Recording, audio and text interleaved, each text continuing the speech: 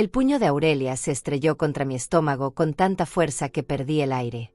Caí de rodillas, jadeando, mientras el dolor me atravesaba las costillas. Levanté la vista buscando a mi hijo, esperando que Javier dijera algo, que hiciera algo, lo que fuera. Pero él solo se encogió de hombros y miró hacia otro lado, como si acabara de presenciar algo tan insignificante como una mosca golpeando una ventana. En ese momento supe que había perdido a mi hijo para siempre, o quizás nunca lo tuve realmente. Me levanté despacio, sin decir una palabra, sin llorar, sin gritar. El silencio en esa sala era más pesado que cualquier golpe. Caminé hacia mi habitación con la espalda recta, aunque cada paso me dolía. Escuché a Aurelia reír detrás de mí. Así sí, vieja inútil, ve por tu jubilación de una vez. Llevamos 3 meses esperando y ya nos cansamos de tus excusas. Abrí el cajón de mi cómoda y saqué el sobremarrón que había preparado hacía semanas, sabiendo que este día llegaría. Regresé a la sala. Aurelia extendió la mano con esa sonrisa despreciable que había aprendido a odiar en los últimos 2 años. Así sí, trae acá tu jubilación. Ya era hora de que aportes algo a esta casa. Dejé caer el sobre en sus manos. Ella lo abrió con avidez, esperando encontrar billetes, esperando poder seguir sangrándome como había hecho durante meses. Pero cuando sus ojos leyeron los documentos que había adentro, su rostro se transformó. Primero confusión, luego incredulidad, finalmente terror absoluto. El sobre se resbaló de sus dedos temblorosos y cayó al suelo. Ella se desplomó junto a él, sus rodillas golpearon el piso de madera con un ruido sordo. Javier se acercó corriendo, recogió los papeles esparcidos. Vi cómo sus manos temblaban mientras leía. Su cara perdió todo el color. Mamá, esto no puede ser real. Esto tiene que ser una broma. Pero no era ninguna broma. Lo que tenían en sus manos era la verdad que había ocultado durante 40 años. Déjenme contarles quién soy realmente. Mi nombre es Paulina. Tengo 63 años. Durante 4 décadas les hice creer a todos que era una mujer pobre, una madre soltera que apenas sobrevivía con trabajos humildes. Y en parte era verdad. Crié a Javier sola desde que tenía 2 años, cuando su padre nos abandonó por una mujer 20 años menor. Trabajé como limpiadora en hoteles, como mesera en restaurantes de mala muerte, como lavandera en casas ajenas. Javier me vio salir antes del amanecer y regresar después de la medianoche durante toda su infancia. Lo hice por él. Todo fue por él. Para que estudiara, para que tuviera universidad, para que nunca le faltara nada. Pero lo que Javier nunca supo, lo que nadie supo, es que cuando mi madre Hermelinda murió hace 20 años, me dejó 3 propiedades en herencia. 3 casas que ella había comprado con el sudor de toda una vida trabajando en una fábrica textil. Una de esas casas era precisamente donde estábamos parados en ese momento. La casa donde Javier vivía gratis con su esposa. La casa que Aurelia creía que era de ellos. Las otras 2 propiedades las había estado rentando en silencio todos estos años. El dinero se acumulaba en una cuenta bancaria que nadie conocía. Más de $2 millones guardados, esperando el momento correcto. Y ese momento había llegado. ¿Por qué no les dije la verdad antes? Porque quería saber quién era realmente mi hijo. Quería ver si me amaba por lo que soy o por lo que podía darle. Quería probar su carácter, su lealtad, su corazón. Y acababa de fallar la prueba de la manera más miserable posible.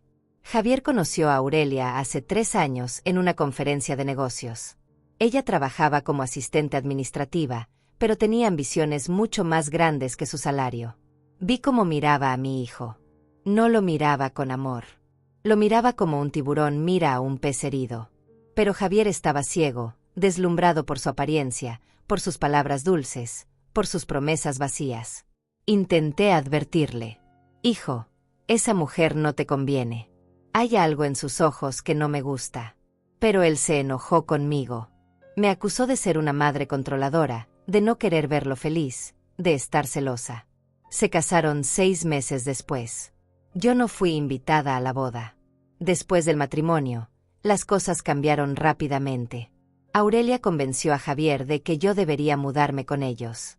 No por amor, no por preocupación, sino porque pensaban que así podrían controlar mi dinero, mi supuesta pensión, mi vida entera. Acepté mudarme porque quería darle a mi hijo una última oportunidad de demostrarme que todavía quedaba algo del niño que crié. Al principio fueron sutiles. Comentarios pequeños.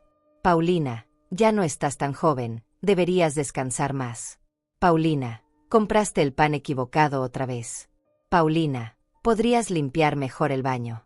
Luego las sutilezas desaparecieron. Los gritos llegaron. Las exigencias. Las humillaciones. Aurelia comenzó a pedirme dinero directamente. Necesito $500 para el salón de belleza. Necesito $1000 para ropa nueva. Necesito 2000 para unas vacaciones.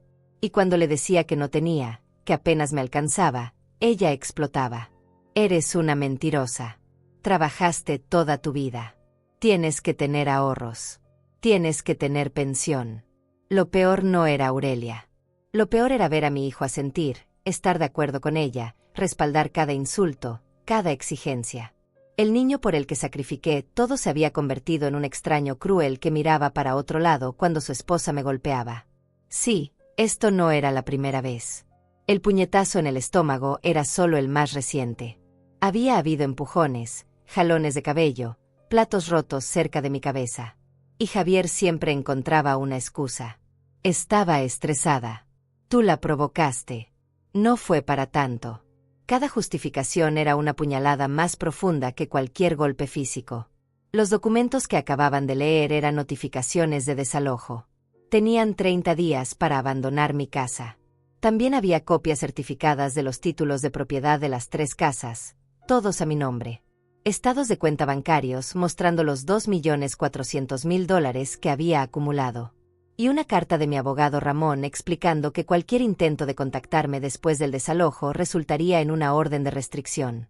Aurelia seguía en el suelo, hiperventilando. Javier me miraba con los ojos desorbitados. Mamá, espera, podemos hablar de esto. Podemos arreglarlo.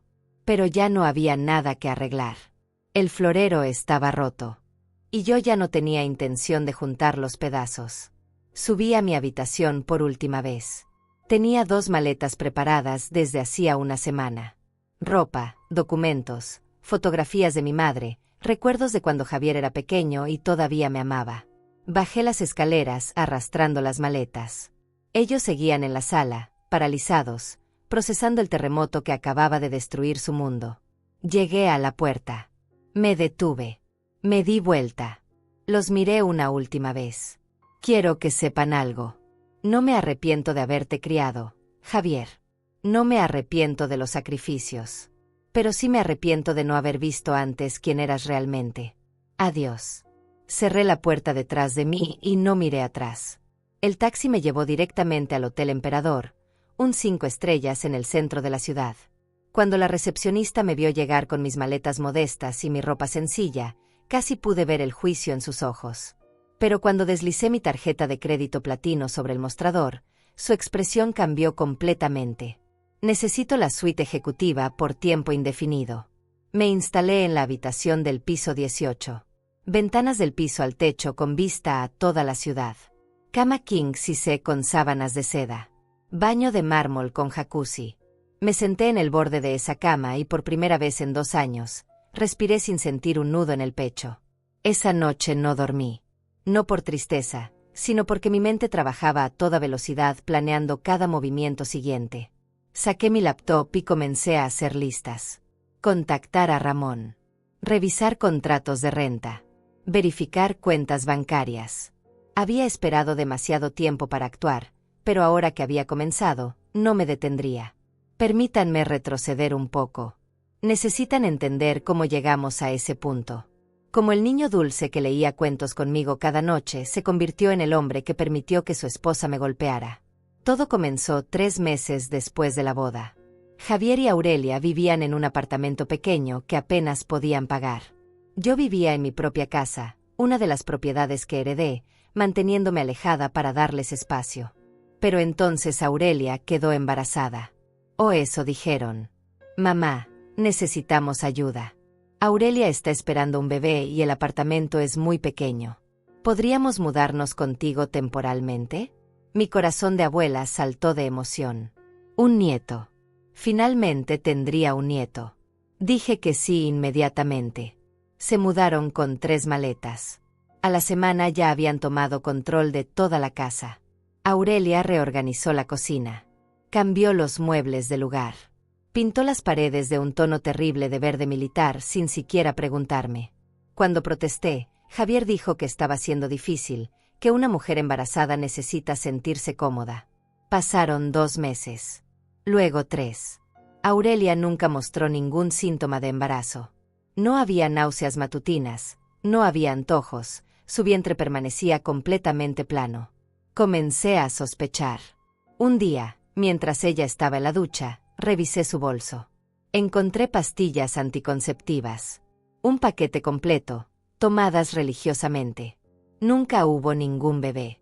Todo había sido una mentira para mudarse a mi casa. Confronté a Javier esa noche. Le mostré las pastillas. Él las miró, luego me miró a mí, y dijo algo que nunca olvidaré. Aurelia debe tener sus razones. No es asunto tuyo meterte en nuestra vida privada. Me quedé paralizada. Mi propio hijo defendiendo una mentira tan grotesca. Una semana después, Aurelia anunció que había perdido el bebé. Lloró lágrimas de cocodrilo. Javier la consoló. Yo no dije nada, pero desde ese momento supe exactamente con quién estaba tratando. Las exigencias de dinero comenzaron poco después. Aurelia dejó su trabajo, diciendo que estaba demasiado deprimida por la pérdida del bebé. Necesito que me mantengas unos meses mientras me recupero. No era una petición. Era una orden. Le daba dinero cada semana. $300 aquí, 500 allá. No porque lo tuviera que hacer, sino porque quería ver hasta dónde llegaría esto. Estaba documentando todo. Cada transferencia, cada exigencia, cada insulto. Grabé conversaciones en mi teléfono. Tomé fotografías de los moretones que sus empujones dejaban en mis brazos. La humillación escaló rápidamente. Aurelia comenzó a tratarme como su sirvienta personal. Paulina, lava mi ropa. Paulina, plancha este vestido. Paulina, prepara la cena y que esté lista a las 8 en punto. Y si me atrasaba un minuto, si la comida no estaba exactamente como ella quería, explotaba. Un día preparé pollo con verduras. Ella tiró el plato contra la pared. Estaba esperando carne. ¿Acaso eres tan estúpida que no puedes recordar lo que te pedí? La salsa roja escurrió por la pared como sangre. Javier estaba sentado en la sala, viendo televisión, actuando como si nada hubiera pasado. Limpié todo en silencio. Preparé otra cena. Y guardé el vestido que Aurelia usaba ese día en una bolsa con la fecha escrita. Evidencia. Siempre estaba recolectando evidencia. Las noches eran las peores. Escuchaba a Aurelia hablar con Javier a través de las paredes delgadas. Tu madre es una carga. ¿Cuándo vas a crecer y ponerla en su lugar? No podemos seguir manteniéndola. Ella tiene que estar escondiendo dinero en algún lado. Nadie trabaja 40 años sin tener ahorros. Y Javier respondía con palabras que rompían pedazos de mi alma. Tienes razón. Hablaré con ella mañana. Le exigiremos que contribuya más. Ya estamos cansados de cargar con ella. Cargar conmigo. Como si los 40 años que trabajé para darle todo no significaran nada. Como si las noches que pasé despierta cuando tenía fiebre fueran un sueño. Como si cada sacrificio que hice hubiera sido borrado de su memoria. Pero yo seguía callada. Seguía observando. Porque necesitaba estar absolutamente segura de que no había redención posible. Necesitaba agotar todas las esperanzas antes de actuar. Entonces llegó el día del cumpleaños de Javier. 35 años. Pasé toda la mañana horneando su pastel favorito, el mismo que hacía cuando era niño. Chocolate con relleno de dulce de leche. Me tomó 4 horas porque mis manos ya no son tan ágiles como antes. Puse el pastel en la mesa con 35 velas encendidas. Javier bajó las escaleras. Vio el pastel. Vio mi sonrisa esperanzada. Y entonces Aurelia apareció detrás de él, miró el pastel y dijo con desprecio total, ¿en serio hiciste este desastre? Se ve horrible. Javier no come azúcar refinada. ¿No prestas atención a nada? Tomó el pastel con ambas manos y lo tiró directamente al bote de basura. 4 horas de trabajo, 4 décadas de amor, todo en la basura. Miré a Javier esperando que dijera algo, que defendiera aunque sea ese pequeño gesto. Pero él solo se encogió de hombros y dijo: «Mamá, ella tiene razón. Estoy cuidando mi salud ahora». Algo se rompió dentro de mí ese día. Subí a mi habitación, saqué mi teléfono y llamé a Ramón. «Es hora. Quiero que prepares todos los documentos. Quiero que esto termine». Él sabía exactamente de qué hablaba. Había sido mi abogado durante 15 años. Conocía toda la situación. Los siguientes 3 meses fueron un infierno cuidadosamente soportado. Cada insulto, cada golpe, cada humillación, los recibí con silencio mientras Ramón preparaba todo detrás de escenas. Los documentos de desalojo. Las órdenes de restricción preventivas. La transferencia de fondos a cuentas que ellos nunca podrían tocar. Y entonces llegó el día final. El día del puñetazo. El día en que Aurelia cometió el error de dejar evidencia física que nadie podría negar. El moretón en mi estómago era enorme, púrpura oscuro, imposible de ocultar. Lo fotografié desde todos los ángulos. Lo documenté con fecha y hora. Esa noche, después de dejarlos con los documentos de desalojo, después de cerrar la puerta de esa casa por última vez, me senté en mi suite de hotel y pedí servicio a la habitación. Langosta, vino de una botella de $200, postre de chocolate importado. Comí lentamente, saboreando no solo la comida sino la libertad. Mi teléfono comenzó a sonar. Javier llamaba una y otra vez. 23 llamadas perdidas en 2 horas. Mensajes de texto desesperados. «Mamá, por favor, contesta. Podemos hablar. Fue un malentendido. Aurelia no quiso hacerte daño». Los leí todos. Y los ignoré todos. Finalmente apagué el teléfono. Tomé un baño largo en ese jacuzzi enorme.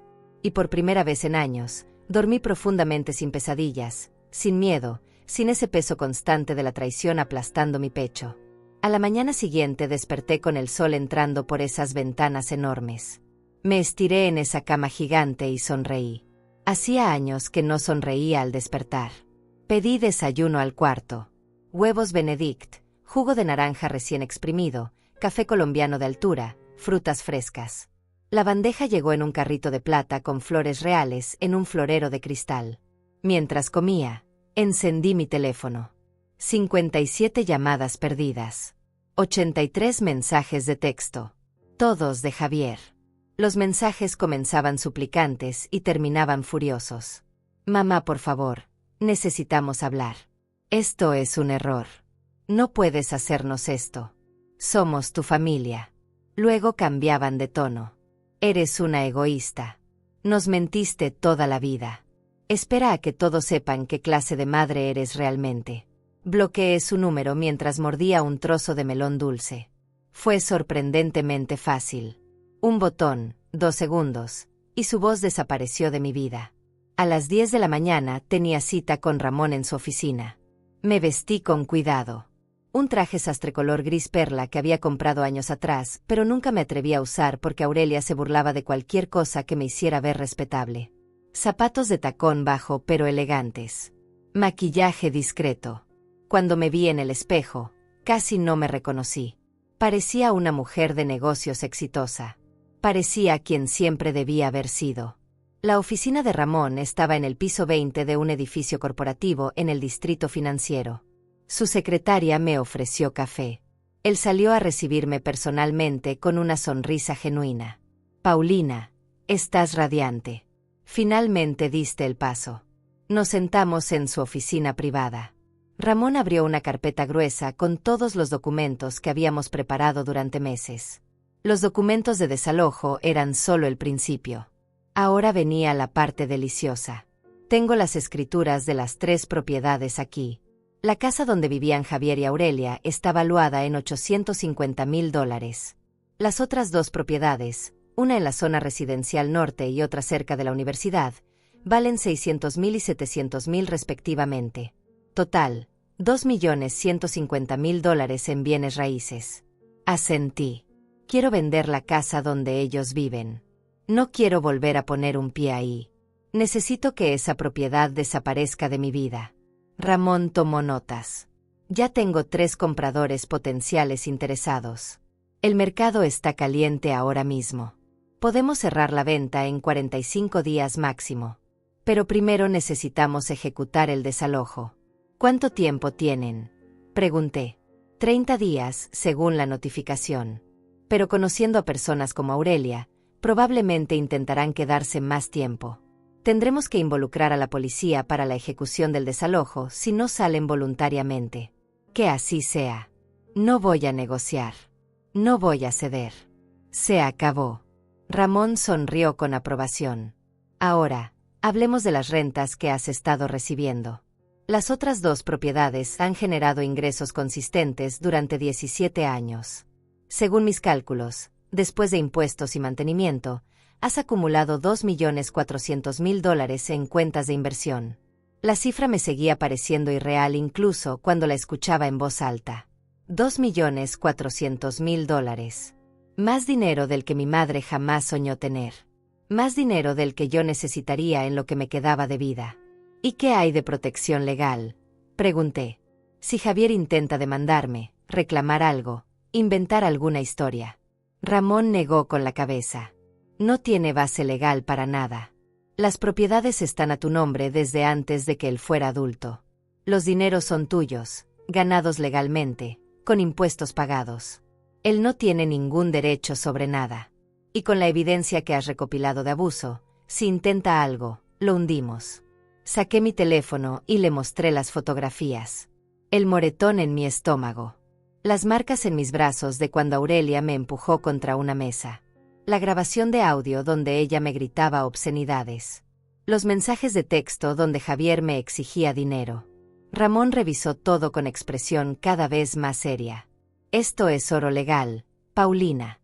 Con esto podríamos conseguir una orden de restricción permanente si quieres. Incluso podríamos presentar cargos criminales por agresión. Lo pensé por un momento. No quiero cargos criminales. Solo quiero que desaparezcan de mi vida. Quiero mi paz. Entendido. Entonces procedemos con el desalojo, la venta de la propiedad y una orden de restricción preventiva que les prohíba contactarte por cualquier medio. Perfecto. Salí de esa oficina sintiéndome poderosa. El sol brillaba con fuerza. La ciudad se veía hermosa desde esa altura. Caminé por las calles sin rumbo fijo, simplemente disfrutando la sensación de libertad. Pasé frente a una boutique de ropa elegante. El tipo de tienda donde Aurelia compraba sus vestidos caros con el dinero que me exigía. Entré. Una vendedora joven se acercó. ¿Puedo ayudarla? Quiero ver sus mejores vestidos. Voy a necesitar un guardarropa completamente nuevo. Durante las siguientes 2 horas me probé todo. Vestidos color esmeralda, trajes color marfil, blusas de seda color lavanda. Compré 12 conjuntos completos. La cuenta llegó a $8.000. Pasé mi tarjeta sin pestañear. Mientras empacaban mis compras, mi teléfono sonó. Número desconocido. Dudé, pero contesté. Era Aurelia.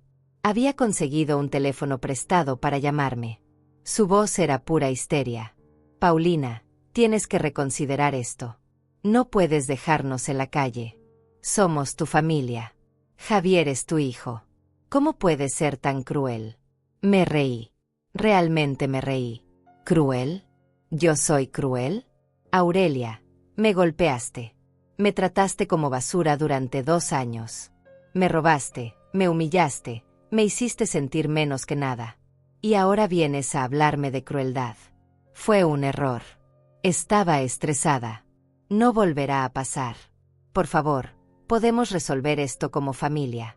Ya no somos familia. Tienen 26 días para salir de mi casa. Después de eso, viene la policía. Y si vuelves a contactarme, la orden de restricción se hace efectiva inmediatamente. Colgué. Bloqueé ese número también. La vendedora me miraba con los ojos muy abiertos. ¿Está todo bien, señora? Perfectamente bien. ¿Tienen zapatos que combinen con estos vestidos? Esa noche cené en el restaurante del hotel. Filete de res importado, ensalada de rúcula con queso de cabra, vino tinto de una botella de $300. En la mesa junto a la mía había una pareja joven celebrando su aniversario. Se miraban con amor genuino.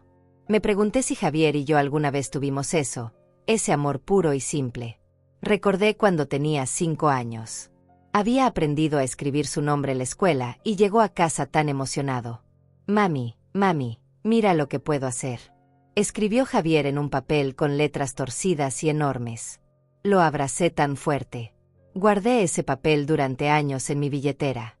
¿En qué momento se perdió ese niño? ¿En qué momento el amor se convirtió en codicia? Quizás nunca hubo un momento específico. Quizás fui yo quien se negó a ver las señales. Los berrinches cuando no obtenía lo que quería. Las mentiras pequeñas que se volvieron grandes.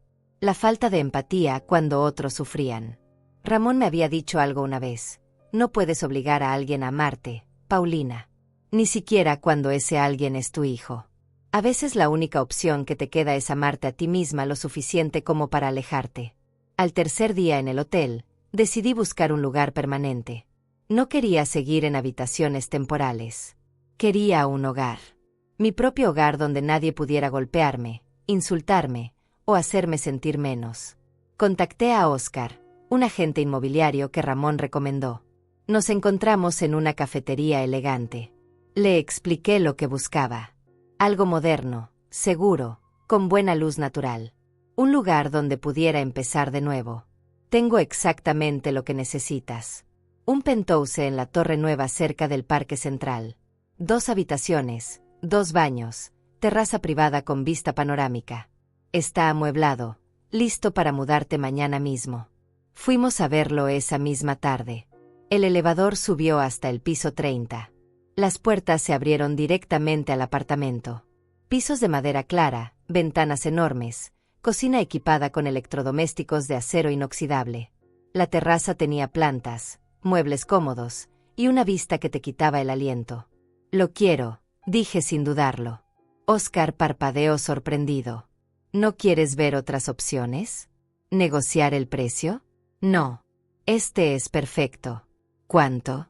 $900,000. Acepto. Prepara los papeles. Firmé el contrato 2 días después. Pagué en efectivo desde mis cuentas de inversión. El penthouse era mío. Por primera vez en mi vida, tenía algo que nadie podría quitarme. Algo que nadie podría contaminar con su veneno. Me mudé al penthouse una semana después. Contraté a una empresa de mudanzas para traer las pocas pertenencias que tenía en almacenaje. Libros que había guardado durante años. Fotografías de mi madre. La vajilla de porcelana que Hermelinda me dejó. Cosas que significaban algo real, no como los objetos vacíos que llenaban aquella casa donde Aurelia mandaba. La primera noche en mi nuevo hogar preparé té y me senté en la terraza viendo la ciudad iluminarse. Las luces parpadeaban como estrellas caídas. El aire era fresco y limpio. Nadie me gritaría por hacer el té muy caliente o muy frío. Nadie tiraría la taza si no le gustaba. Era solo yo, mi paz, y el silencio hermoso de la libertad. Ramón me llamó al 5.º día. Paulina, tenemos movimiento. Javier contrató un abogado. Van a intentar pelear el desalojo alegando que tienen derechos de inquilino. Me reí con amargura. ¿Derechos de inquilino? Nunca pagaron un centavo de renta. Nunca firmaron ningún contrato. Vivieron de mi caridad y la confundieron con debilidad. Exactamente lo que le dije a su abogado. Además, con la evidencia de abuso que tenemos, su caso es ridículo. Pero van a hacer ruido. Van a intentar hacerte quedar mal. Que lo intenten.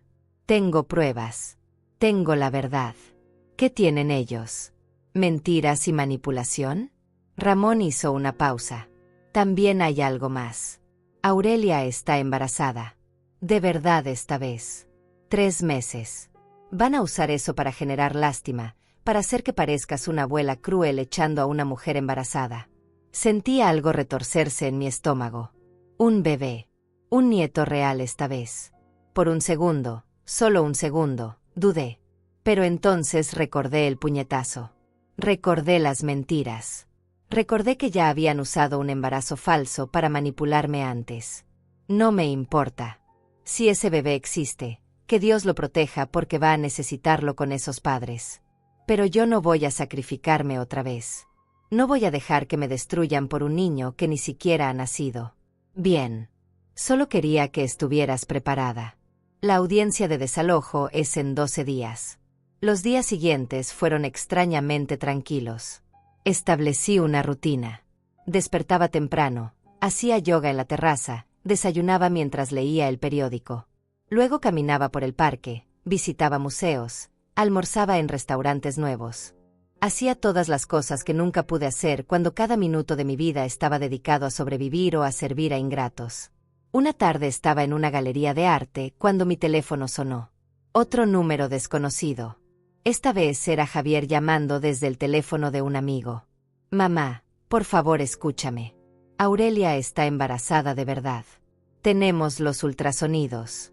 Puedo enviártelos. Es tu nieto. ¿De verdad vas a dejarlo sin hogar? Su voz sonaba quebrada, desesperada. Parte de mí quería ceder. Esa parte maternal que me hizo soportar 40 años de sacrificio. Pero otra parte, la parte que finalmente había aprendido a valorarse, se mantuvo firme. Javier, me dejaste sin hogar emocional mucho antes de que yo les quitara el techo físico. Me viste ser golpeada y no hiciste nada. Permitiste que tu esposa me tratara peor que a un animal. Y ahora vienes con esto. Es mi hijo, mamá. Tu nieto. ¿No significa nada para ti? Significaría todo si ustedes hubieran demostrado mínima decencia humana. Pero no lo hicieron. Y un bebé no es una excusa para el abuso. No es un boleto gratis para seguir viviendo de mi misericordia. Eres una amargada. Una vieja amargada que nunca superó que papá te dejara. Por eso no soportas vernos felices. Sus palabras eran puñales envenenados. Colgué el teléfono con las manos temblando. Una mujer mayor que estaba cerca me vio la cara y se acercó. ¿Está bien, señora?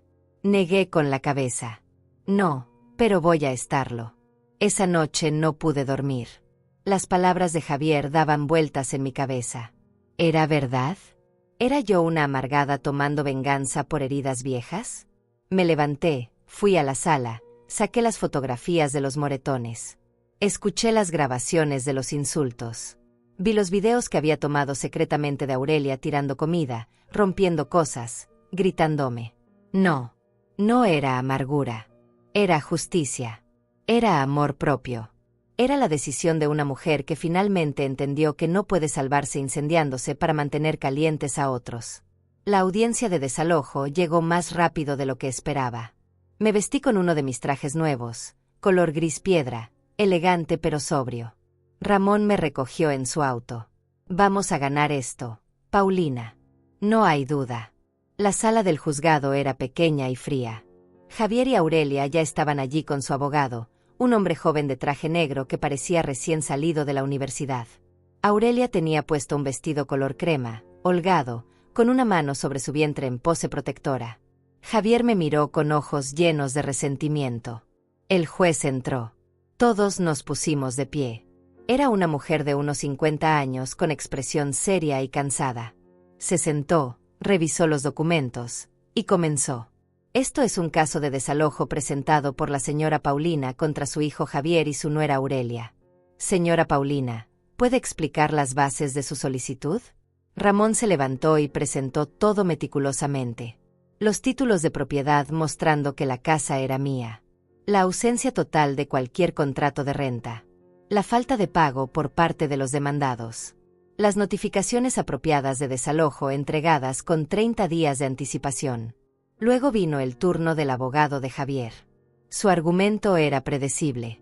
Mi hijo y su esposa han vivido en esa propiedad durante 2 años bajo el entendimiento de que era un arreglo familiar permanente. Mi cliente contribuyó con mejoras a la propiedad. Su esposa está embarazada de 3 meses. Echarlos sería crueldad inhumana. El juez me miró directamente. Señora Paulina, ¿es cierto que su nuera está embarazada? Me puse de pie. Sí, su señoría. Pero eso no cambia los hechos. Esta es mi propiedad. Ellos nunca pagaron renta. Y hay circunstancias adicionales que hacen imposible la convivencia. ¿Qué circunstancias? Ramón intervino. Con su permiso, su señoría, tenemos evidencia de abuso físico y emocional perpetrado por los demandados contra mi clienta. El abogado de Javier saltó. Objeción. Eso no es relevante para un caso de desalojo. El juez lo silenció con una mirada. Es absolutamente relevante. Proceda. Ramón sacó las fotografías. El moretón masivo en mi estómago. Las marcas en mis brazos. El juez las examinó con el ceño fruncido. ¿Cómo obtuvo estas lesiones, señora Paulina? Tragué saliva. Mi nuera me golpeó en el estómago hace 3 semanas. Mi hijo estaba presente y no intervino. Hay otras instancias documentadas de abuso verbal y físico que puedo presentar si es necesario. La cara de Aurelia se puso de color rojo intenso. Eso es mentira. Ella se calló. Es una vieja torpe que quiere inventar historias. El juez la miró con severidad. Usted hablará cuando se le pregunte directamente.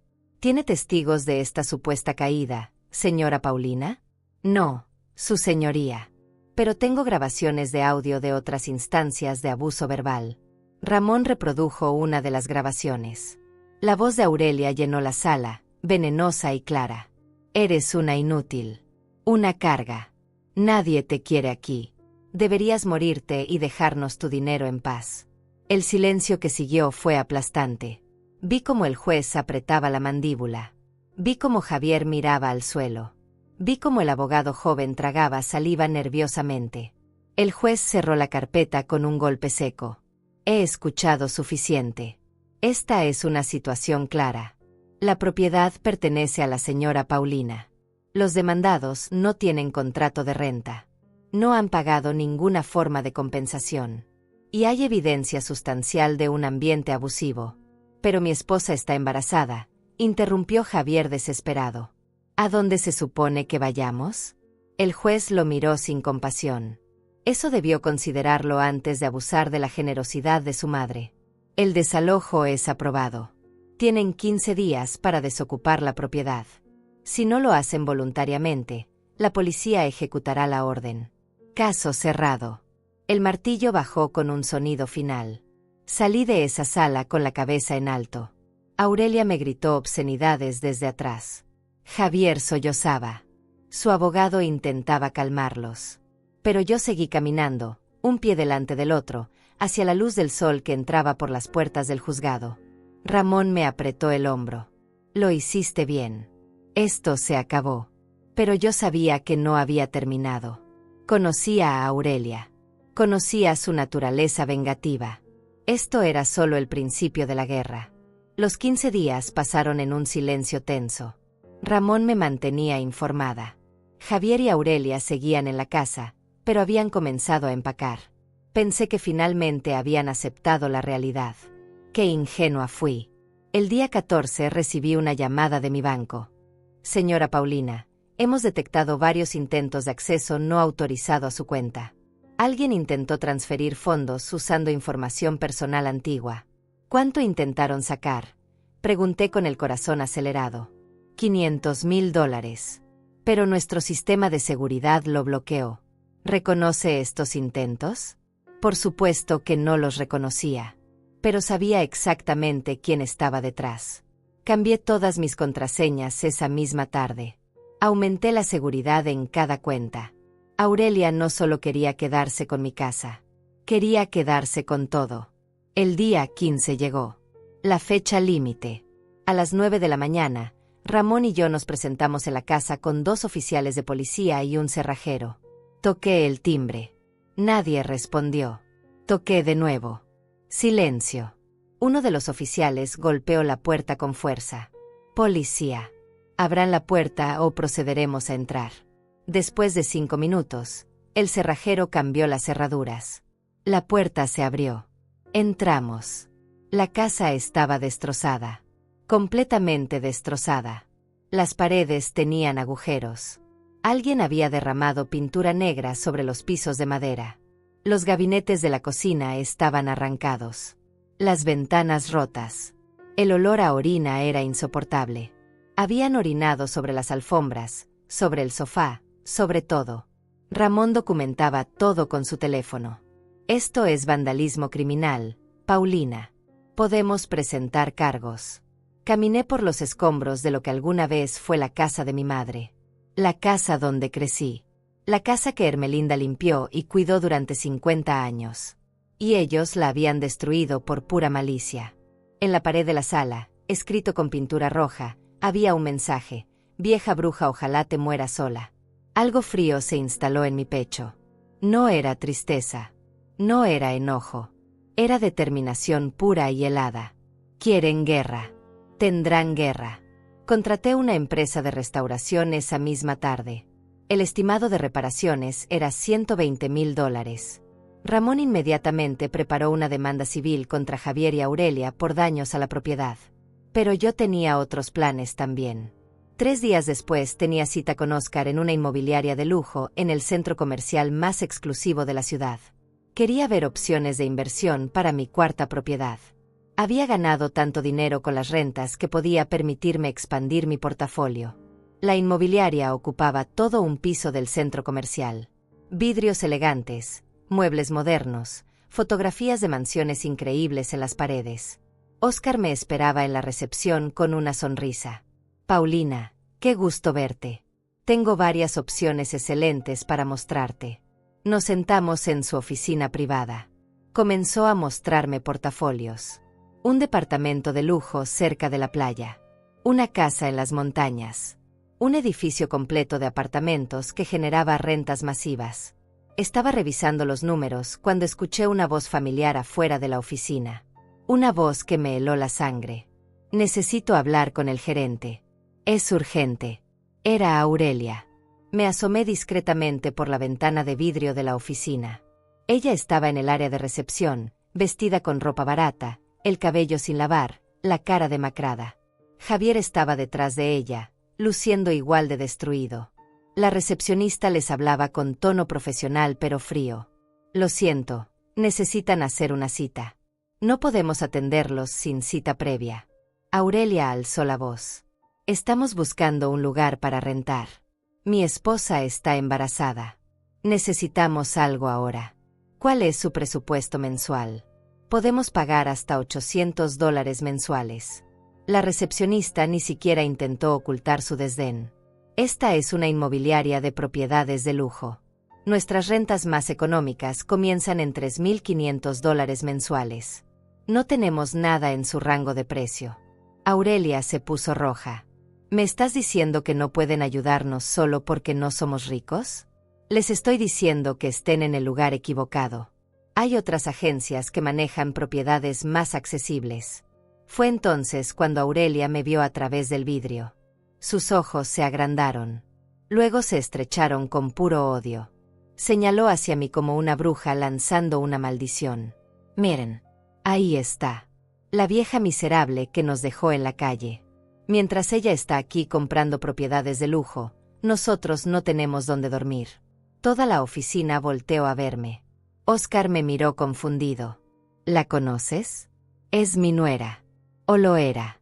Aurelia cruzó la oficina como un huracán. Los guardias de seguridad intentaron detenerla, pero se escabulló. Entró a la oficina gritando. Eres una desgraciada. Destruiste a tu propia familia. Estoy embarazada y por tu culpa dormimos en un hotel barato lleno de cucarachas. Mantuve la calma. Ustedes destruyeron mi casa. $120,000 en daños. Tienen suerte de que solo los esté demandando civilmente y no presenté cargos criminales. Javier entró detrás de ella. Mamá, por favor. Fue un error. Aurelia estaba enojada. Podemos pagarte los daños de a poco. Solo necesitamos ayuda. ¿Ayuda? ¿Como la ayuda que me dieron cuando me golpeó? ¿Como la ayuda que me dieron cuando destruyeron el legado de mi madre? Óscar se puso de pie.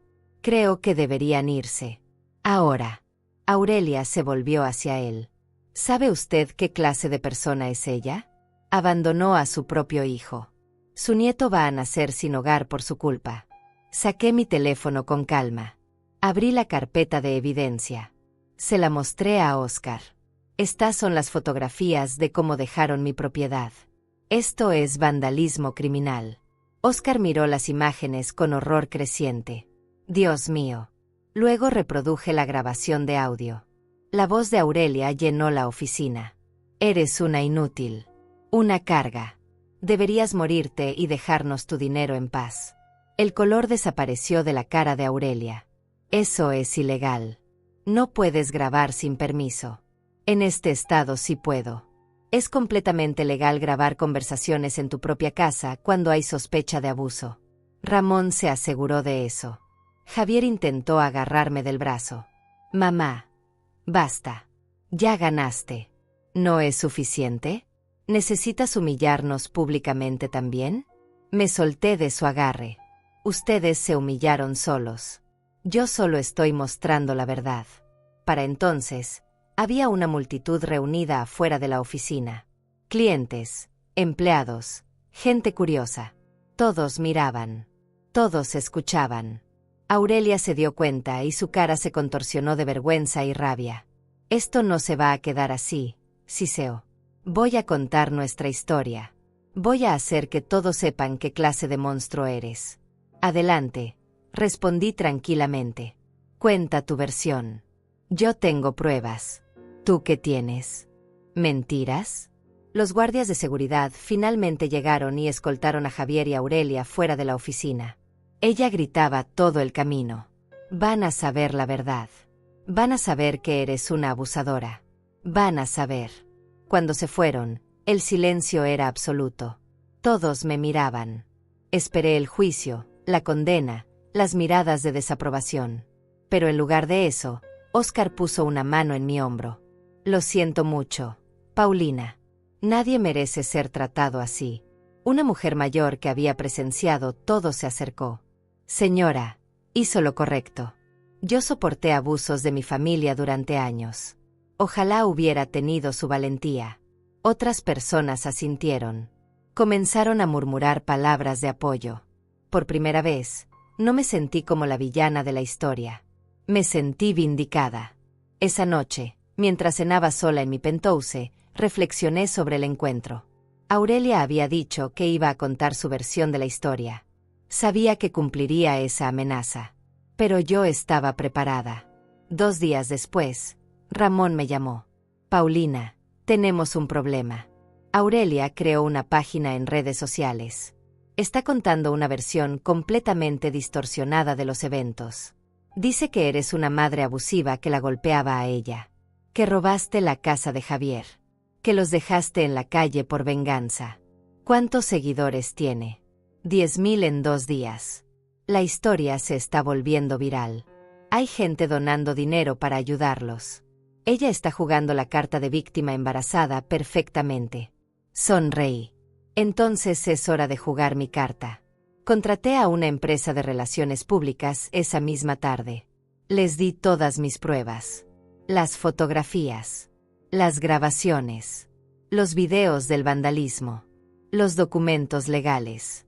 Los testimonios del caso de desalojo. Pero no quiero atacarlos directamente, les dije. Quiero que la verdad hable por sí misma.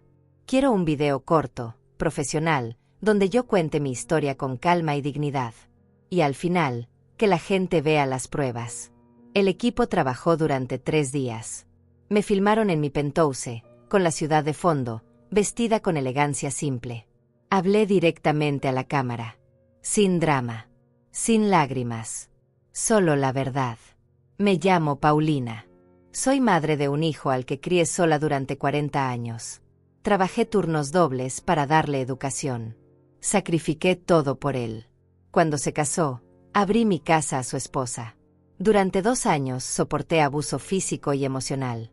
Cuando finalmente me defendí, destruyeron la casa de mi difunta madre.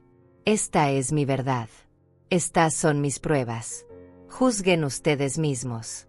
Luego mostraron todo. Cada fotografía. Cada grabación.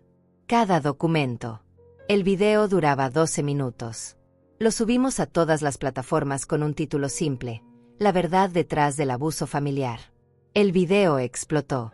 En 24 horas tenía 2 millones de visualizaciones. En 48 horas, 5 millones. Los comentarios eran abrumadores. Miles de personas compartiendo sus propias historias de abuso familiar. Madres que habían sufrido lo mismo. Hijos que reconocían su propio comportamiento tóxico y pedían perdón. Pero lo más impactante fue cómo la narrativa cambió completamente. La página de Aurelia, que había tenido 10.000 seguidores apoyándola, ahora estaba inundada de comentarios furiosos. Mentirosa. Abusadora. Manipuladora. En 3 días perdió 8.000 seguidores. Las donaciones se detuvieron. La gente exigía devolución del dinero que habían enviado. Aurelia intentó defenderse. Subió un video llorando, con Javier a su lado luciendo patético. Todo es mentira. Ella editó esas grabaciones. Nos está destruyendo porque odia vernos felices. Estoy embarazada y me está matando de estrés. Pero nadie le creyó. Los comentarios eran salvajes. Tus lágrimas de cocodrilo no funcionan. Las pruebas no mienten. Pobre señora Paulina aguantando a esta víbora. Entonces Aurelia cometió su error fatal. Anunció que haría una transmisión en vivo para contar toda la verdad. Para mostrar pruebas de que yo era la verdadera abusadora. La programó para el viernes a las 8 de la noche. Ramón me llamó preocupado. ¿Qué crees que vaya a hacer? ¿Qué pruebas podría tener? Ninguna, porque no existen. Pero va a mentir. Va a actuar. Va a intentar manipular emocionalmente a la audiencia. ¿Qué vas a hacer? Voy a estar ahí. En vivo. Lista para desmantelar cada mentira en tiempo real. El viernes llegó. A las 7:30 ya estaba sentada frente a mi computadora con Ramón a mi lado. Teníamos preparada toda la evidencia organizada en carpetas. Cada grabación. Cada fotografía. Cada documento. Listos para responder instantáneamente. A las 8 en punto, Aurelia comenzó su transmisión. Estaba sentada en lo que parecía una habitación de hotel barata. Tenía los ojos rojos como si hubiera estado llorando durante horas. Javier estaba fuera de cámara, pero se escuchaba su voz ocasionalmente. Hola a todos. Comenzó con voz quebrada. Gracias por estar aquí. Necesito contarles la verdad sobre Paulina. La verdad que ella no quiere que sepan. Ya había 3.000 personas viendo. Los comentarios empezaron a fluir. Algunos de apoyo, la mayoría escépticos. Paulina no es la víctima que pretende ser. Es una mujer amargada que nunca superó que su esposo la dejara. Cuando Javier se casó conmigo, se puso celosa. No soportaba que su hijo amara a otra mujer. Tomé una respiración profunda. Ramón me apretó el hombro. Espera. Deja que se entierre más. Aurelia continuó. Ella nos invitó a vivir con ella. Nos rogó que nos mudáramos. Dijo que estaba sola, que necesitaba compañía. Pero apenas llegamos, comenzó el abuso. Me gritaba todos los días. Me acusaba de robar sus cosas. Una vez me empujó por las escaleras. Miren, todavía tengo la cicatriz. Mostró su rodilla donde había una pequeña marca. Los comentarios explotaron. Eso pudo ser de cualquier cosa. ¿Dónde está tu prueba? Qué conveniente que no tengas fotos de cuando pasó. Ella las tiene, respondió Aurelia. Tiene fotos de moretones que ella misma me causó. Pero las editó para parecer que yo la golpeé a ella. Es experta en manipular evidencia. Eso fue suficiente. Abrí la aplicación y me uní a su transmisión en vivo como espectadora. Escribí un comentario. Paulina aquí. ¿Puedo responder a estas acusaciones directamente? Los comentarios se volvieron locos. Es ella. Paulina está aquí. Esto se va a poner bueno. Dejen que hable. Aurelia palideció cuando vio mi nombre. Balbuceó. Yo no. Esto es mi espacio. Tú no estás invitada. Pero la presión de los espectadores era demasiada. Todos exigían que me diera voz. Finalmente, con manos temblorosas, me agregó a la transmisión. Mi video apareció en una ventana dividida junto al suyo. Buenas noches, Aurelia. Buenas noches a todos los que están viendo. Gracias por darme la oportunidad de responder. Mi voz era calmada, controlada. Había practicado esto. Sabía que quien perdiera la compostura perdería la batalla.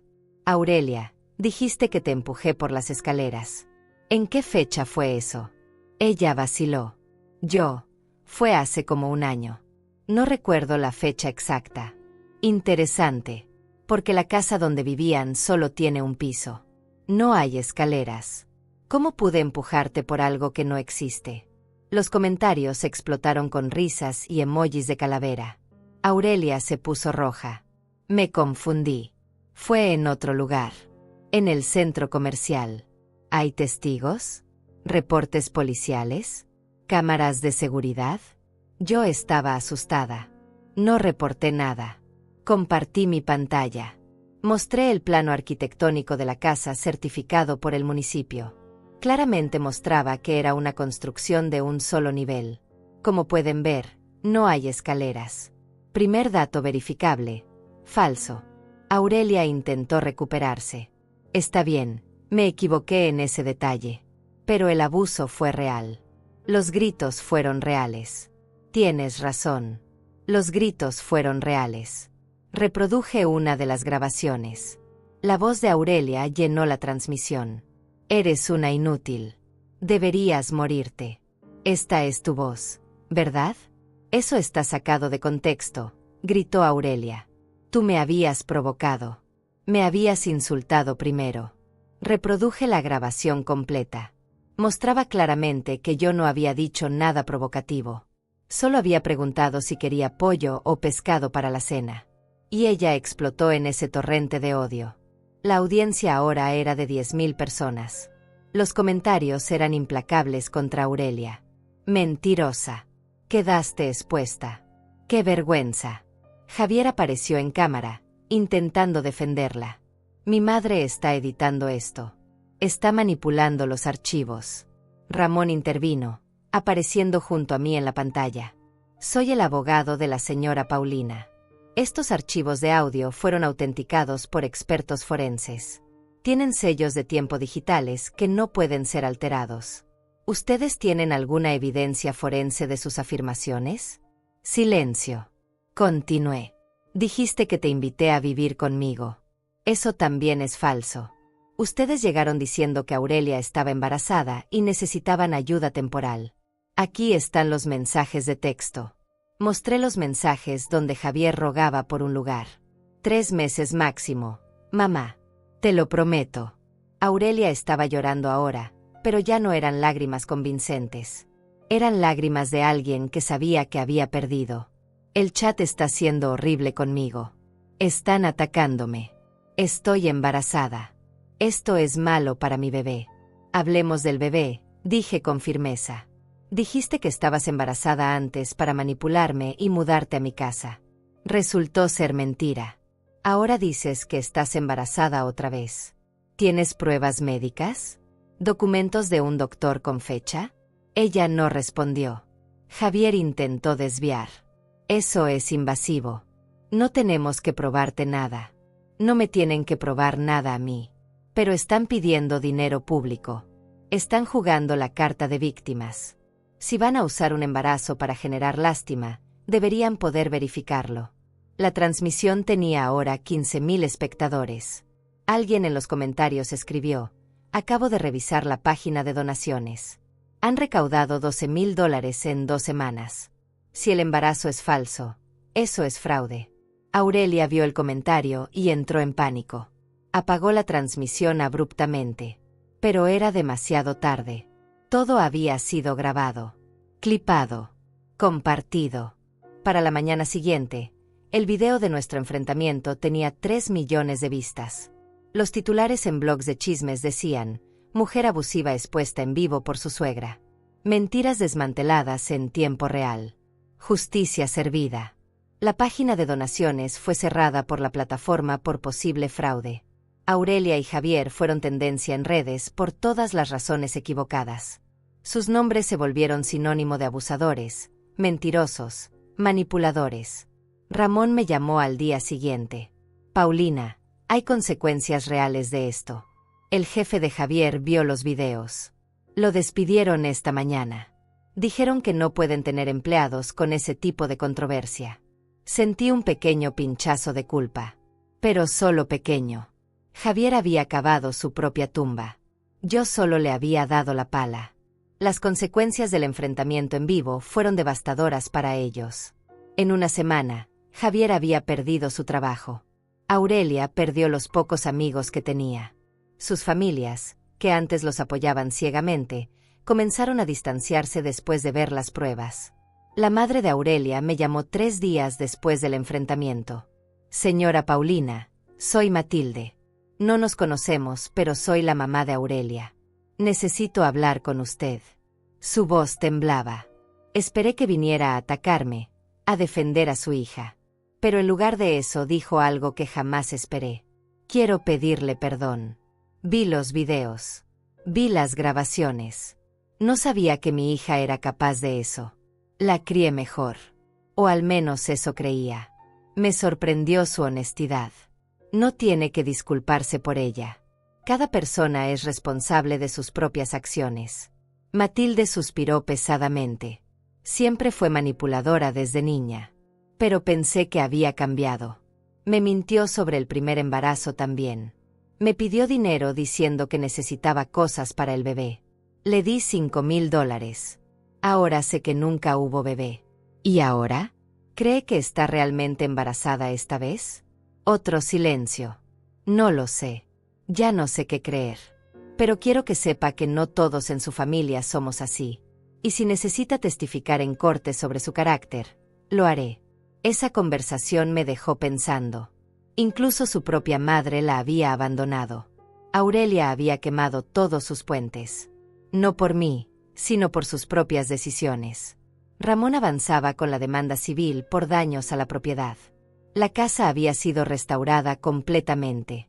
$120,000 en reparaciones documentadas con cada recibo, cada factura. Los contratistas testificarían sobre el nivel de destrucción intencional. Pero ahora había más. El vandalismo había sido tan severo que calificaba como delito criminal. El fiscal del distrito, después de ver los videos virales y la evidencia, decidió presentar cargos. Javier y Aurelia enfrentaban hasta 2 años de prisión si eran declarados culpables. ¿Quieres que retire los cargos civiles y dejar que solo proceda lo criminal?, preguntó Ramón. No. Quiero ambos. Quiero que paguen financieramente y quiero que enfrenten consecuencias legales reales. Quiero que entiendan que las acciones tienen precio. La audiencia criminal estaba programada para 6 semanas después. Mientras tanto, la demanda civil avanzaba. Javier intentó negociar. Su nuevo abogado, el tercero que contrataba porque ninguno quería seguir representándolo después de ver la evidencia, me contactó con una oferta. Mi cliente ofrece pagar $50,000 en pagos durante 5 años. Es todo lo que puede reunir dado que perdió su empleo. Le respondí a través de Ramón. La oferta es insultante.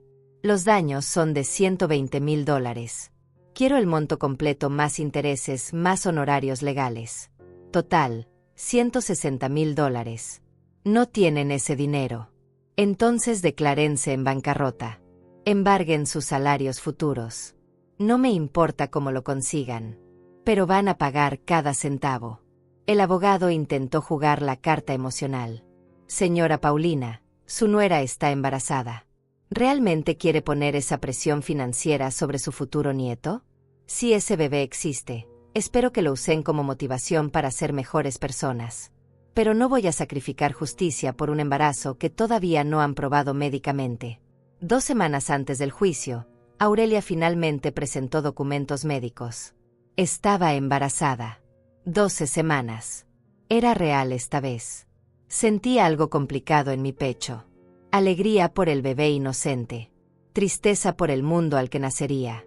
Pero ni un ápice de arrepentimiento por mis acciones. La noche antes del juicio, no pude dormir.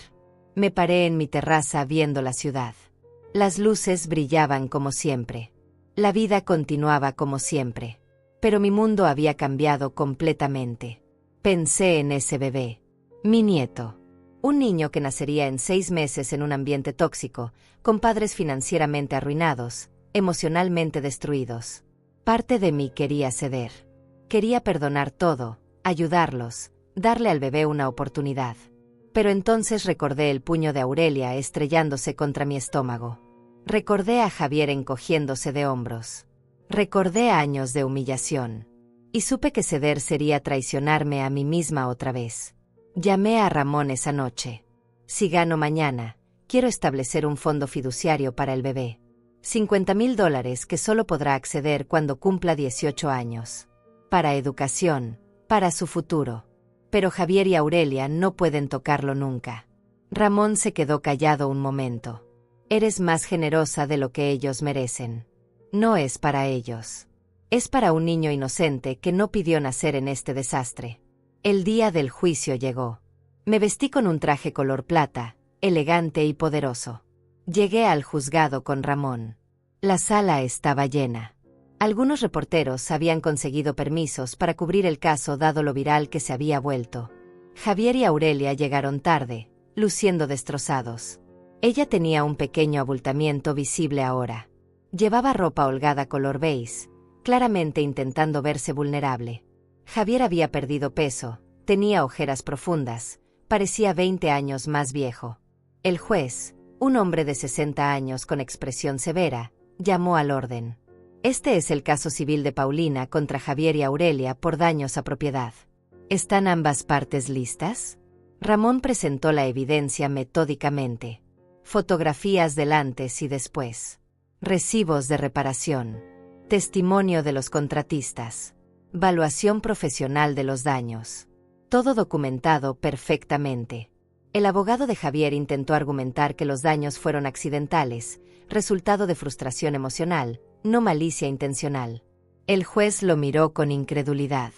¿Me está diciendo que accidentalmente orinaron sobre las alfombras?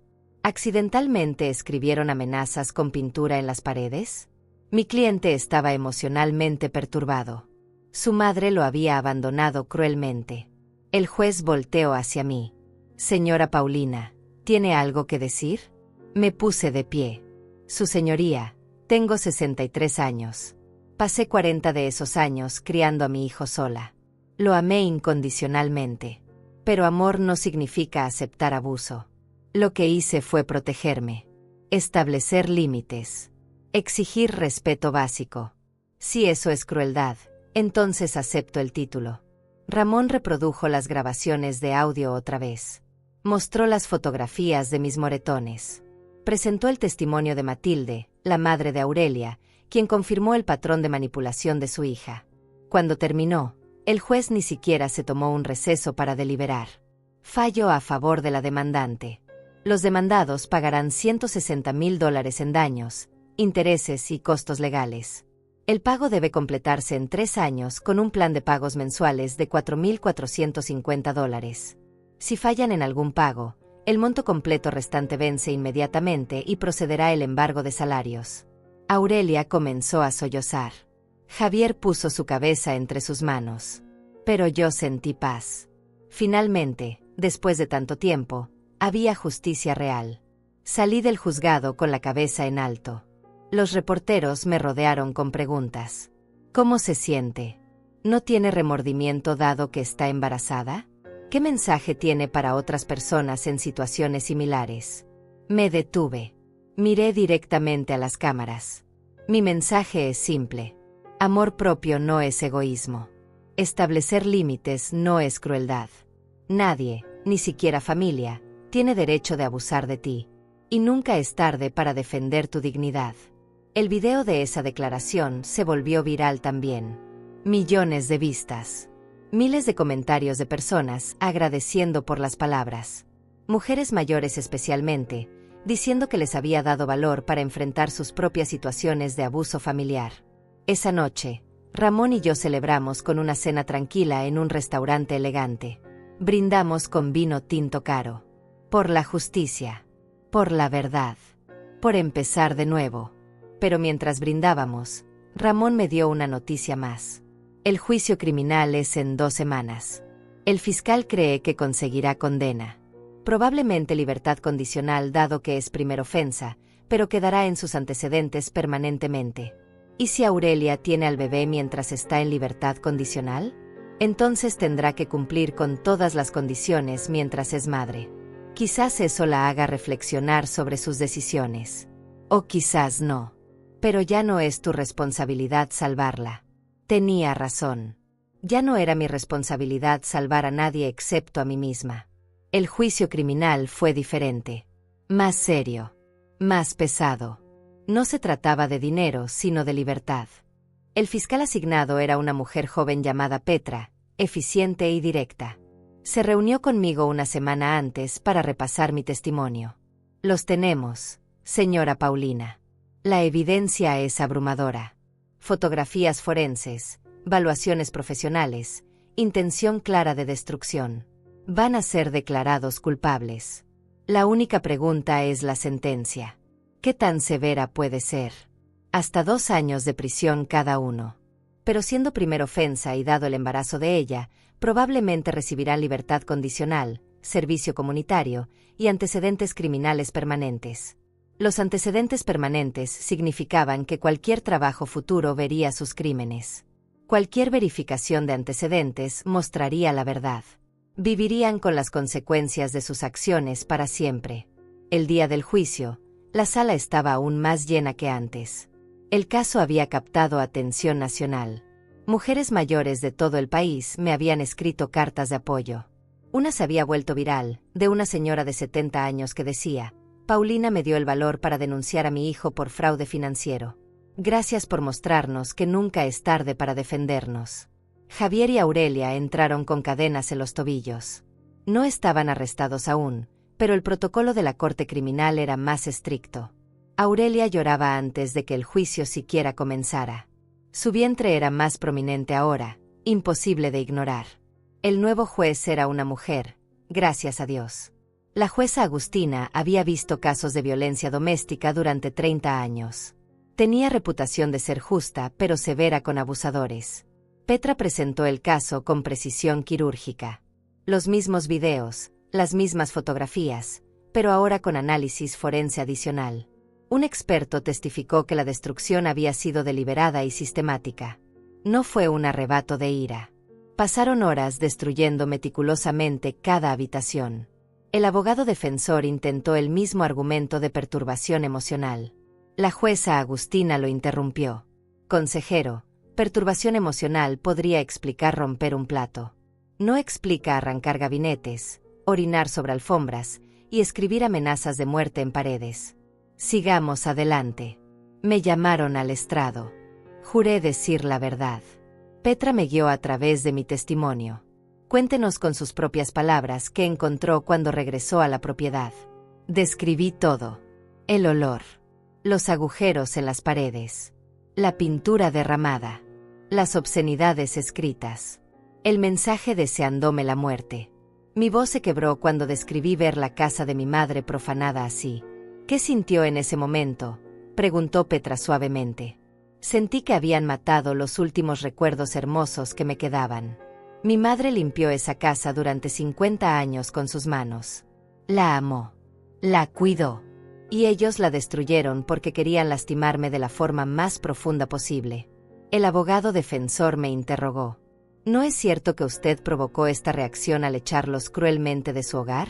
Los eché después de que su clienta me golpeara en el estómago y mi hijo no hiciera nada para detenerla. ¿Eso le parece cruel o defensa propia? Pero están esperando un bebé. Su nieto. ¿No sintió compasión? Siento compasión por ese bebé. Por eso establecí un fondo fiduciario de $50,000 para su educación futura. Pero compasión no significa permitir que me destruyan. El contrainterrogatorio terminó rápidamente. No tenían defensa real. Solo intentos desesperados de generar lástima. Aurelia testificó después. Entre lágrimas explicó que estaba embarazada, asustada, sin hogar. Que la destrucción había sido un momento de locura. Que se arrepentía profundamente. Que necesitaba otra oportunidad por su bebé. La jueza Agustina la escuchó sin expresión. Luego preguntó: ¿Es cierto que usó un embarazo falso anteriormente para manipular a la señora Paulina? Aurelia palideció. Yo estaba confundida en ese momento. Pensé que estaba embarazada. ¿Tomaba píldoras anticonceptivas durante ese supuesto embarazo? Eso es información privada médica. La jueza miró los documentos. Es evidencia presentada en este caso. Le pregunto nuevamente. ¿Tomaba anticonceptivos mientras afirmaba estar embarazada? Aurelia no pudo sostener la mirada. Sí. Entonces mintió deliberadamente para obtener vivienda gratis. Correcto. No fue así. Yo solo necesitaba ayuda. Siguió mintiendo incluso bajo juramento. La jueza tomó notas con expresión cada vez más dura. Javier testificó al final. Su estrategia era diferente. Atacarme directamente. Mi madre siempre fue controladora. Nunca aceptó a Aurelia. Nos hizo la vida imposible. Cuando finalmente nos defendimos, ella usó su dinero y sus recursos para destruirnos. ¿Se defendieron destruyendo su propiedad?, preguntó la jueza. Estábamos enojados, desesperados. ¿Y golpear a su madre en el estómago? ¿Eso también fue defensa? Javier se puso rojo. Yo no la golpeé. Fue Aurelia. Y fue un accidente. Un accidente. La jueza revisó las fotografías del moretón. Este moretón de 15 centímetros fue un accidente. Entiendo. El jurado deliberó solo 3 horas. Regresaron con el veredicto. Culpables en todos los cargos. Vandalismo criminal en primer grado. Destrucción de propiedad con intención maliciosa. Amenazas escritas. La sentencia se programó para 2 semanas después. Durante ese tiempo, Petra me explicó lo que probablemente pasaría. Libertad condicional por 2 años. 500 horas de servicio comunitario cada uno. Clases obligatorias de manejo de ira. Antecedentes criminales permanentes. Probablemente sin tiempo en prisión debido al embarazo. No me sentí decepcionada. Los antecedentes permanentes eran suficiente castigo. Los seguirían para siempre. Cada solicitud de empleo. Cada verificación de inquilinos. Cada aspecto de sus vidas mostraría lo que habían hecho. El día de la sentencia, la jueza Agustina fue clara y directa. Han sido declarados culpables de crímenes serios contra una mujer vulnerable que solo les mostró bondad. Sus acciones fueron premeditadas, crueles y diseñadas para causar máximo daño emocional. Aurelia sollozaba ruidosamente. Javier miraba al suelo. La sentencia es la siguiente. 2 años de libertad condicional estricta para ambos. Si violan cualquier término, irán a prisión inmediatamente. 600 horas de servicio comunitario. Evaluaciones psicológicas mensuales. Clases obligatorias de control de ira y terapia familiar. Y una orden permanente de restricción contra Paulina. No pueden acercarse a ella, contactarla o hablar de ella públicamente.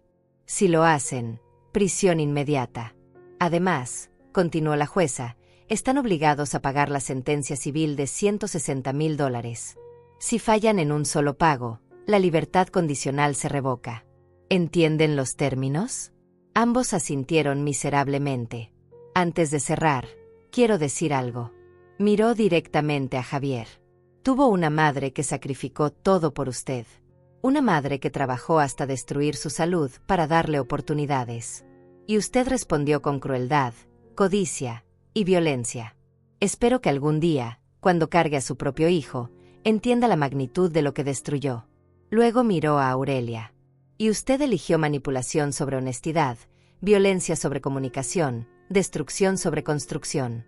Ese bebé que lleva merece mejores padres. Espero que usen estos 2 años de libertad condicional para convertirse en las personas que ese niño necesita. El martillo cayó. Caso cerrado. Terminado. Salí del juzgado sintiendo algo que no había sentido en años. Ligereza. Como si un peso enorme hubiera sido removido de mis hombros. Respiré el aire fresco profundamente. Ramón me abrazó. Terminó. Paulina. Realmente terminó. Ya puedes vivir tu vida en paz. Esa noche organicé una pequeña cena en mi penthouse. Invité a Ramón, a Óscar el agente inmobiliario que se había vuelto amigo, y a 2 mujeres que había conocido en un grupo de apoyo para sobrevivientes de abuso familiar.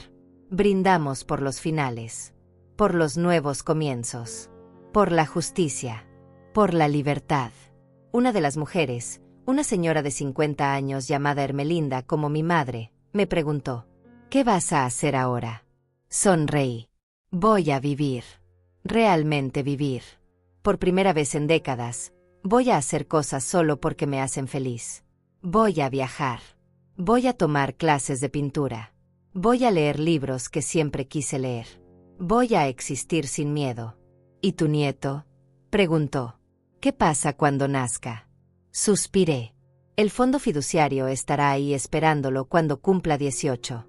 Si para entonces quiere conocerme, si sus padres lo criaron con suficiente humildad y honestidad para buscarme, quizás hablemos. Pero no voy a rogar. No voy a sacrificarme. Ya no.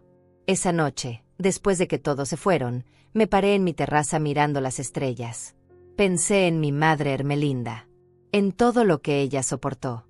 En cómo hubiera estado orgullosa de verme finalmente defenderme. Mamá, susurré al viento, finalmente aprendí. Aprendí que amarse a sí misma no es egoísmo. Es supervivencia. 6 meses pasaron como un sueño. Vendí la casa donde Javier y Aurelia vivieron. Un joven matrimonio la compró, personas amables que prometieron llenarla de amor y risas. Cerré ese capítulo para siempre. Con el dinero de la venta, más las rentas de mis otras propiedades, mi cuenta bancaria llegó a $3 millones. Más de lo que jamás necesitaría. Cumplí mi promesa de vivir.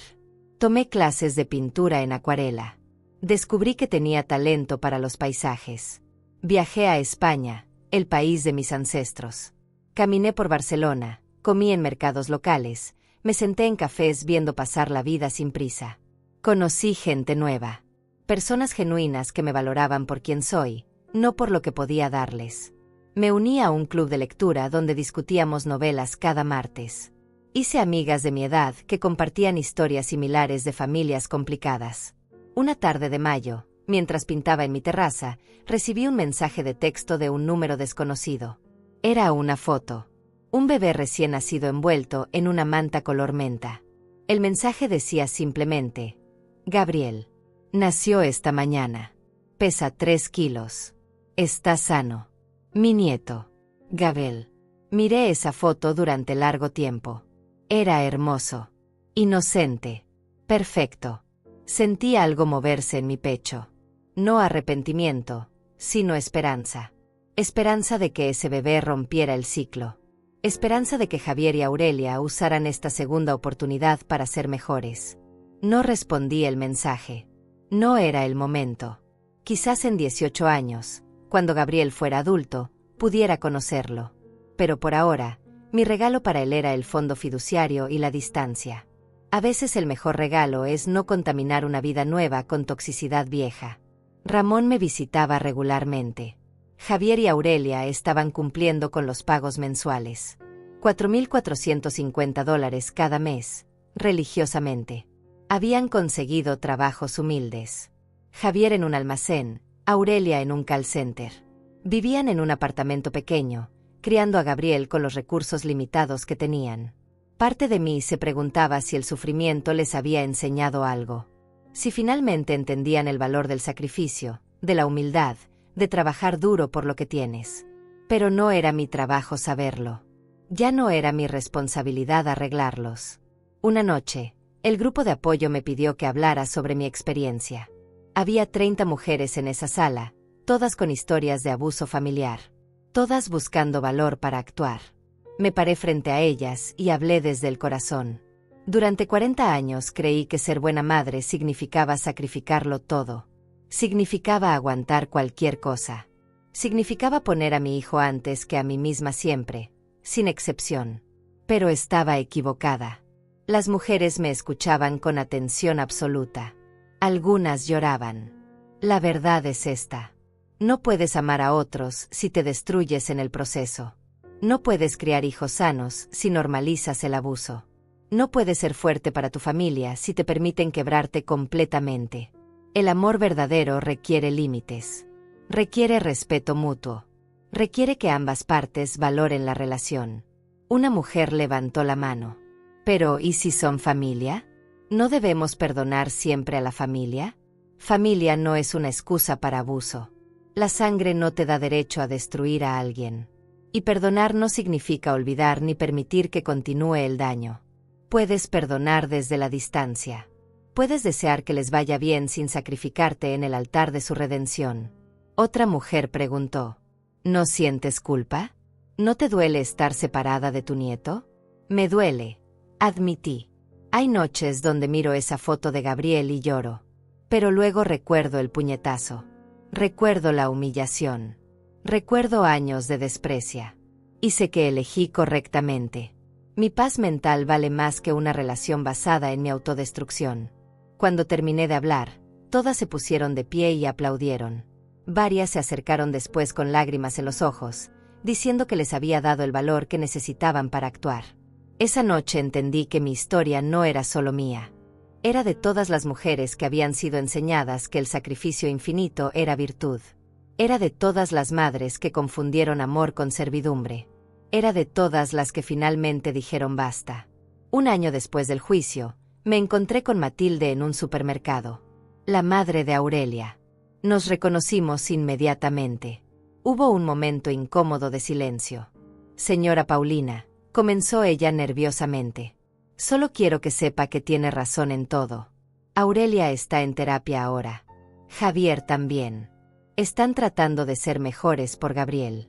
Me alegra escucharlo. De verdad. ¿Alguna vez podría perdonarlos?, preguntó con esperanza en los ojos. Ya los perdoné, respondí. Pero perdón no significa restaurar lo que destruyeron. Significó liberarme del odio. Significa desearles bien desde lejos. Nada más. Matilde asintió con lágrimas en los ojos. Entiendo. Gabriel es hermoso, por cierto. Me gustaría que pudiera conocerlo. Algún día, cuando sea adulto y pueda elegir, quizás. Pero no antes. Nos despedimos cordialmente. Sin amargura, pero sin reconciliación tampoco. Simplemente dos mujeres que habían aprendido lecciones difíciles sobre familia, límites y amor propio. Ahora, a mis 64 años, vivo en mi penthouse hermoso. Pinto. Leo. Viajo. Tengo amigas genuinas. Voy a terapia para sanar heridas viejas. Practico yoga. Medito. Existo en paz. ¿Me arrepiento de haber criado a Javier? Nunca. Él fue el amor de mi vida durante mucho tiempo. ¿Me arrepiento de haberle dado todo? No. Esos sacrificios vinieron de amor genuino. Pero sí me arrepiento de una cosa. Me arrepiento de no haber entendido antes que la bondad nunca debe practicarse a costa de la autodestrucción. Me arrepiento de haber confundido martirio con maternidad. Me arrepiento de no haberme amado a mí misma con la misma intensidad que amé a mi hijo. Si pudiera hablar con mi yo más joven, le diría: ama a tu hijo. Sacrifícate por él. Pero nunca pierdas tu dignidad. Nunca normalices el abuso. Nunca te conviertas en nada para que otros puedan ser todo. Porque al final, si te destruyes completamente, no quedará nada de ti para dar. Y habrás enseñado a tu hijo que está bien consumir a otros sin consecuencias. La vida me dio una segunda oportunidad. A los 63 años, cuando muchos piensan que es tarde para cambiar, yo renací. Aprendí que nunca es tarde para elegirte. Nunca es tarde para decir basta. Nunca es tarde para vivir con dignidad. Esta es mi verdad. Esta es mi historia. Y si ayuda aunque sea a una mujer a encontrar su propia voz, su propio valor, su propia libertad, entonces cada momento de dolor valió la pena. Porque al final, la mayor lección que aprendí es esta: puedes amar profundamente sin perderte completamente. Y a veces, el acto más amoroso es alejarte.